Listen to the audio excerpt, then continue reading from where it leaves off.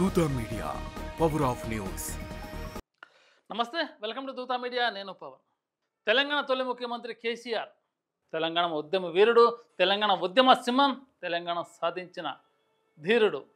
వరంగల్ వేదికగా ఏప్రిల్ 27న బహిరంగ సభ అనగానే అధికార పక్ష నేత ఎవరైతే ఉన్నారో నేతలు వాళ్ళ గుండెలో ఒక్కసారిగా రైలు పరిగెట్టినట్టయింది. ఎందుకంటే చాలా రోజుల తర్వాత గులాబీ బాస్ కేసీఆర్ ప్రజల్లోకి రాబోతున్నారని సమాచారం ఇవ్వగానే అధికార పార్టీ నేతలు ఒక్కసారిగా ఉవ్వెత్తునెక్కి సభ పెట్టుకుంటే ఏమవుతుంది? జనాలు వస్తారు కానీ ఓట్లు వేయరు కదా. అప్పట్లో మీరు కూడా సభ పెట్టుకున్నప్పుడు జనాలు వచ్చారు కానీ మీకు ఓటేశారు. ఇప్పుడు ఈ సబ్జెక్ట్ మీరు మర్చిపోతే ఖచ్చితంగా. ఎందుకంటే కేసీఆర్ అనే వ్యక్తి సాదాసీదా వ్యక్తి కాదు, ఆశామాసి వ్యక్తి కాదు. ఎండిపోయిన తెలంగాణని పచ్చగా మార్చిండు, చీకట్లో ఉన్న తెలంగాణని వెలుగులో తెచ్చిండు, మాడిపోతున్న తెలంగాణని పువ్వుల విరుబూసేలా చేసిండు. 10 ఏళ్ళు తెలంగాణని నడిపించిన ధీరుడు, ధీరశాలి కేసీఆర్. అలాంటి వ్యక్తి సభ పెడుతున్నంటే జనాలు ఖచ్చితంగా తండోపతండాలుగా వస్తారు. కానీ ఇక్కడ మనం మాట్లాడుకోవాల్సింది, ఈ సభ కూడా కొంతమంది బీఆర్ఎస్ ముఖ్య నేతలు, పార్టీ ఎమ్మెల్యేలు కావచ్చు, మాజీ ఎమ్మెల్యేలు కావచ్చు, మాజీ ఎమ్మెల్సీలు కావచ్చు, మాజీ ఎంపీలు కావచ్చు, మాజీ మంత్రులు కావచ్చు, చాలామంది డుమ్మాగొట్టారు ప్రోగ్రాంకి. ఎందుకు? పార్టీ మారే ఆలోచనలు ఏమైనా ఉన్నాయా? లేకపోతే ఇప్పట్లో బీఆర్ఎస్ తెలంగాణలో అధికారంలో రాదా అనా? ఎస్, మీరు పార్టీ కోసం ఉంటే ఖచ్చితంగా కేసీఆర్ అడుగుజాడల్లో నడవాలి. లేకపోతే పార్టీని మారాలితే రాజకీయ సన్యాసం తీసుకోవాలి. ఎందుకంటే ఇప్పటికే బీఆర్ఎస్ నుంచి కొంతమంది కీలక నేతలు కాంగ్రెస్లోకి వెళ్ళిపోయారు. అటు వాళ్ళని కాంగ్రెస్ పార్టీ కూడా దగ్గరికి రానివ్వట్లేదు. ఇప్పుడు బీఆర్ఎస్ పార్టీ వాళ్ళని స్వాగతిస్తున్నా అంటే తిరిగి చీప్ రేస్ కొడతానికి సిద్ధంగా ఉంది.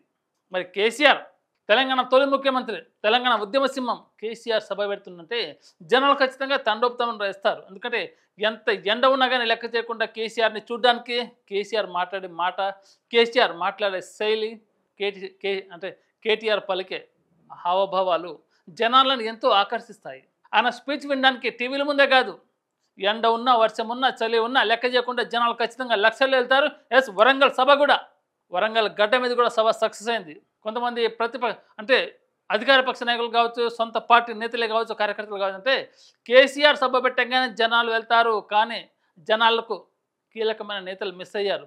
జస్ట్ ఎండలు ఎక్కువ ఉండడం మిస్ అవ్వచ్చు. ఇంకా చాలామంది కార్యకర్తలు బయట అంటే వేరే పార్టీ నాయకులు కార్యకర్తలు ఉంటుంటే అంత ఎండలో కార్యకర్తలు ఎలా వెళ్తారు? వెళ్ళినా కానీ ఏంటి పరిస్థితి? బీఆర్ఎస్ మళ్ళీ అధికారంలోకి వస్తుందా? వస్తే ఏం చేస్తుంది? బీఆర్ఎస్ గడ్డ మీద కేసీఆర్ స్ట్రైట్గా ఒకటే ప్రశ్నించాడు. ఏంటంటే గత సంవత్సర కాలంలో కాంగ్రెస్ చేసిన మంచి పని ఏంటిది? ఎస్, మంచి పని కూడా చేశారు. ఉచిత బస్సు చేశారు, అలాగే సన్న బియ్యం రేషన్ పంపిణీ చేశారు. ఎస్, చాలా మంచి పనులు. కానీ చేయాల్సిన పనులు ఇంకా ఉన్నాయి. గత ప్రభుత్వంలో బీఆర్ఎస్ నాయకులు ఏవైతే ఉన్నాయో కేసీఆర్ తలపెట్టిన కొన్ని మంచి కార్యక్రమాలు వాటిని ఆపేశారు. ఎందుకు? దాని ప్లేస్లో మీరు కొత్త పథకాలు తీసుకురండి, మీ నాయకులు, మీ నేతల పేరు చెప్పి వాటిని అమలు పరచండి. ఇప్పటికే చాలా పథకాలు ఆగిపోయాయి.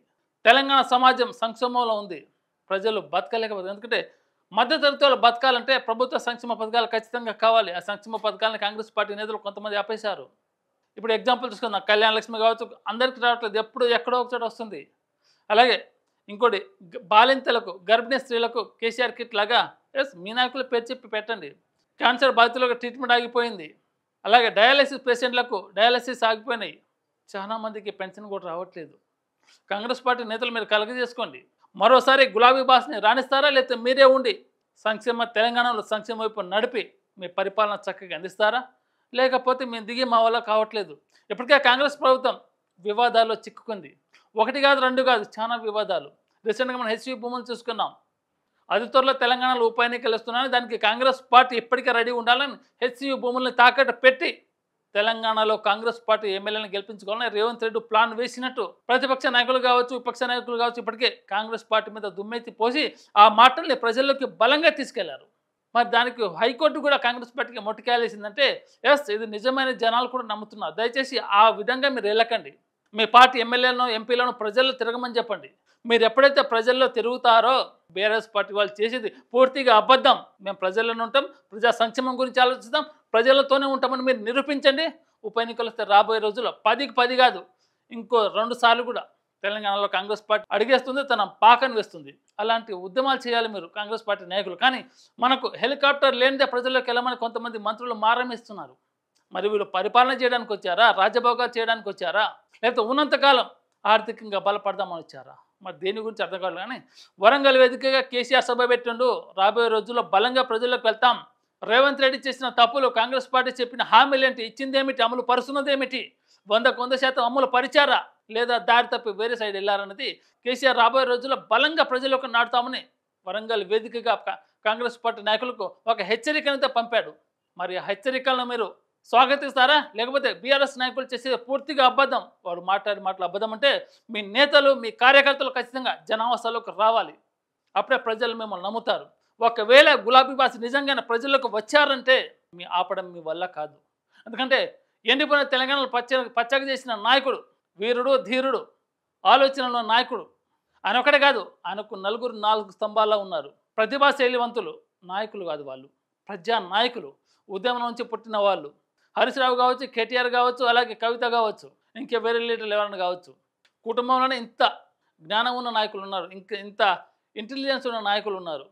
వాళ్ళు కనుక ఒక్కసారి ప్రజల్లోకి వస్తే, పాదయాత్ర లాంటివి చేస్తే బీఆర్ఎస్ నాయకులను కాదు, బీఆర్ఎస్ కార్యకర్తలను కూడా కాంగ్రెస్ పార్టీ అధికారంలో ఉంది కానీ ఆపలేరు. ఎందుకంటే పోలీసులను ఎవరు పెట్టి ఆపుతారు మీరు, కానీ పోలీసులు ఎప్పటికీ మీకు సేవలు చేయలేరు కదా. ప్రజల రక్షణ బాధ్యత పోలీసులది. కానీ ఇప్పుడు ప్రజలను గాలికి వదిలేసి కొంతమంది పోలీస్ నేతలు రాజకీయ నాయకులకి కొమ్ములు కాస్తున్నారు. వరంగల్ వేదికగా గులాబీ బాస్ క్లియర్ కట్గా ఒక క్వశ్చన్ అయితే వేసిండు రేవంత్ రెడ్డి ప్రభుత్వాన్ని, కాంగ్రెస్ పార్టీ ప్రభుత్వాన్ని. కేంద్రంలో ఉన్న రాహుల్ గాంధీ కావచ్చు, సోనియా గాంధీ కావచ్చు, ప్రియాంక గాంధీ కావచ్చు, ఎస్ మీరు తెలంగాణలో ఏం చెప్పి వచ్చారు అధికారంలోకి, ఎక్కడ అమలు పరిచయం? మరి అమలు పరిచినప్పుడు మేనిఫెస్టోలో వాగ్దానాలు ఇవ్వడం ఎందుకు? కాంగ్రెస్ పార్టీ అనేది కాంగ్రెస్ పార్టీ అని కేసీఆర్ గారు చెప్పారు. ఎస్ మీరు అది అబద్ధమని నిరూపించుకునే సమయం వచ్చింది. ఎందుకంటే ఆల్రెడీ సంవత్సరం దాటిపోయింది పరిపాలన.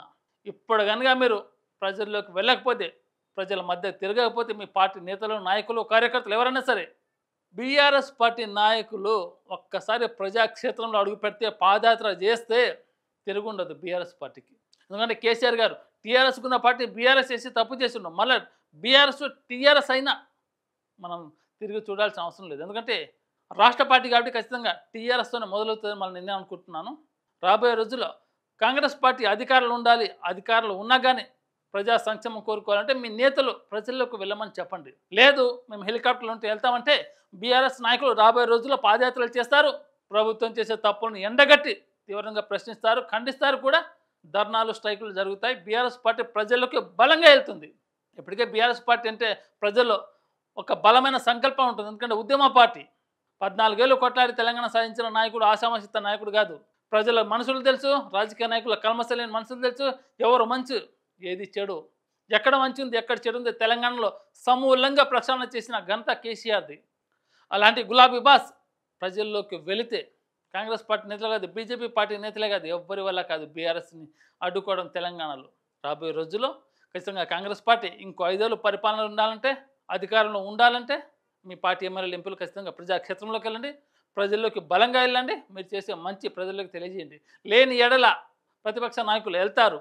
వరంగల్ సాక్షిగా కేసీఆర్ ఆల్రెడీ ఒక మాట చెప్పాడు, రాబోయే రోజుల్లో పాదయాత్రలు చేస్తాం, రేవంత్ రెడ్డి కాంగ్రెస్ పరిపాలన చేసిన తప్పుల్ని ఎండగడతాం, ఖండిస్తామని బహిరంగంగా సభలో చెప్పారు.